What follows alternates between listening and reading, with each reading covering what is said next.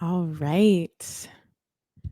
Next up for .NET Foundation Board interviews, we have, let's see who is in our roster, Joseph Guadagno, and hopefully I said that right. So welcome to the stage, Joseph. Thank you. Most people call me Joe unless I'm in trouble. So, Joe, it is then. And did I say, how do you pronounce your last name? Just so yep, we have. Guadagno, you got it right. Okay, Most awesome. people that know me don't call me that. They just call me Joe G because it's too darn hard to pronounce. Well, welcome to the interview process, Joe. Can you tell us a little bit about why you're running? So, for me, there are quite a few reasons. I actually ran for the board last yearish, quote unquote, when it started, mostly for education. I think it's one of the things we're lacking nowadays, especially in technology, is being able to educate people. We don't have a great way of doing that. Most people, especially myself, are self taught.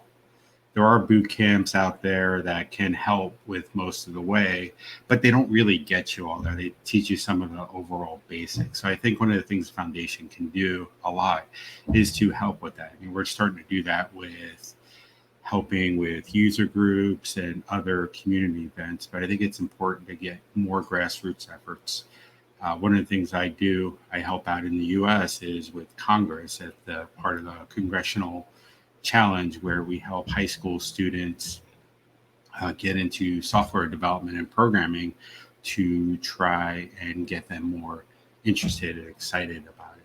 Another great thing is I think I was listening to an interview earlier. It was either Sean or Bill that said most of software developers now are middle aged white men like myself who ironically wear cargo pants. Luckily, today I'm not wearing cargo pants, but I'm wearing cargo shorts.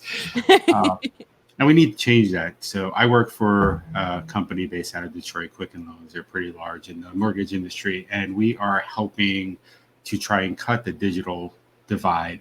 Detroit is one of the areas that is really hurting for getting people in touch with technology. So, and I think that's something that the .NET Foundation can really help with too.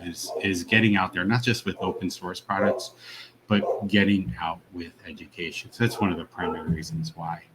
Very cool. So, sum up education and diversity, the two pillars, the two things that you'd like to, I guess, initialize. So, another thing that I'd like to get into is what is your background with the .NET Foundation?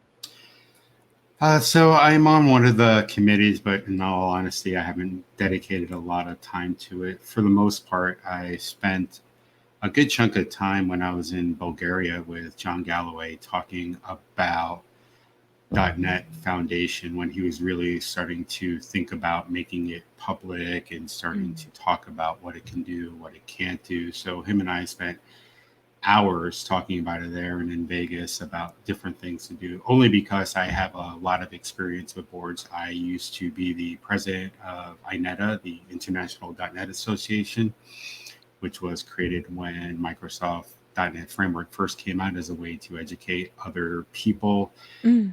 and companies around what .NET is. So I talked to them a lot about our lessons learned over time. It was around for good 14 or 15 years before we decided to dismantle it. So I think my next question kind of leads into that. Could you talk a bit about the experience that you gained from that would like lend itself to being on the board? So I think I touched on it a little bit. The biggest thing is uh, learning what kind of worked and what didn't work back then. A lot of what didn't work is it seemed like it was in a vacuum. A lot of the things we did were not Mm. as open. We thought they were open, but obviously, it's perception is Right. reality, right? Uh, so being a lot more open, which I think is a big goal of the foundation now, which is one of the reasons why we're doing these phone interviews or Teams interviews slash StreamYard slash YouTube interviews, is Right. to try and increase some of that transparency and to help out because not a lot of people know, what's going on behind the scenes. Mm, absolutely. So what are some of your contributions to the .NET Foundation? So in .NET in general, I've done a lot of documentation updates, mostly in Azure. A lot of the things I am big on are training and trying to teach people. So when I find documentation that's wrong, I try and fix it. I started doing streaming about a month and a half ago. Actually, I think it's been 2 months now. How's that going? Has it been It's positive? going well, I think, but I'm not hitting affiliate status yet. I average 1 or 2 viewers a day, but it's not about the viewers. It's more about the reach. I publish all the videos on YouTube trying to get it, but it's mostly about education. We started off with a really basic app and just keep building upon it. So it's where I want to kind of take things to educate people. And I already forgot the question. I think I cited. Oh, we are just talking about background in .NET and contributions to the .NET So community. the other contributions is I have, I think, 25 different open source projects on GitHub, mostly around Azure, but the latest has been this context application I'm building to try and show the mechanics of an application from the very beginning. Nowhere near the lines of like an auto mapper or something like that, but little small bits, the things that people, edge cases that people kind of need, or things that bother me at least. No, that's great. It's always best to, I don't remember the saying, but basically tackle a problem that you have, because you'd be surprised how many other people have it. So, Yep. So we've hit on your background with the .NET Foundation and contributions that you've had to the .NET community, also why you're running. Let's see. And then I think we've also touched on what experience you have that lends itself to the board and being on the board. Is there any other topic around the community or the .NET Foundation that you'd like to talk about while we are still on your interview?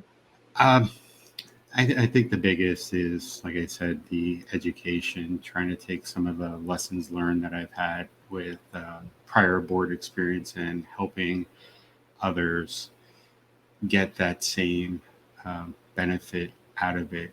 I think we really need to, from a overall society, is increase our number of software developers, engineers, just people in technology in general. I mean, if you just look at it 6 months ago or 5 months ago, whatever, we're starting to lose track of days now. Being stay at home, we did not have, if it wasn't for technology, we wouldn't have that. We're moving more and more into digital, so we need to find better ways to get our youth excited about it, and not just to build games or post on Instagram or TikTok, but build the software that does all that and more.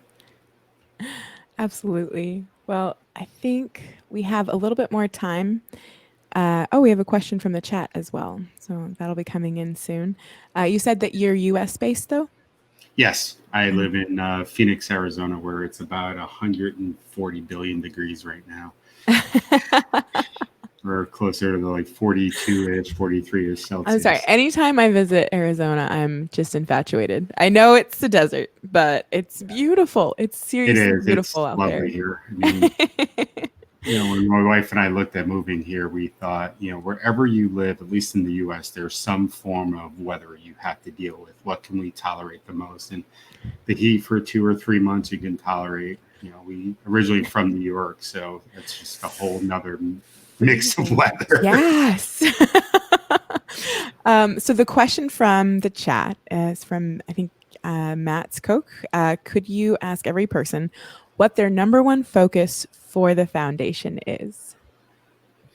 I think some of that was clear, but starting to work on an education platform for others. I think Mitchell touched on it a little bit. Some standards like, hey, if you want to get started with an open source product, here are certain things you can do. Here are certain guidelines to follow. Here are things that can help you be successful. And I think that's what a lot of people could use, at least just for open source. I mean, my things are not that big from an open source standpoint, and they probably could be bigger. And there's lots of lessons to be learned in a shared community as to, what we did to make our product, that much more impactful.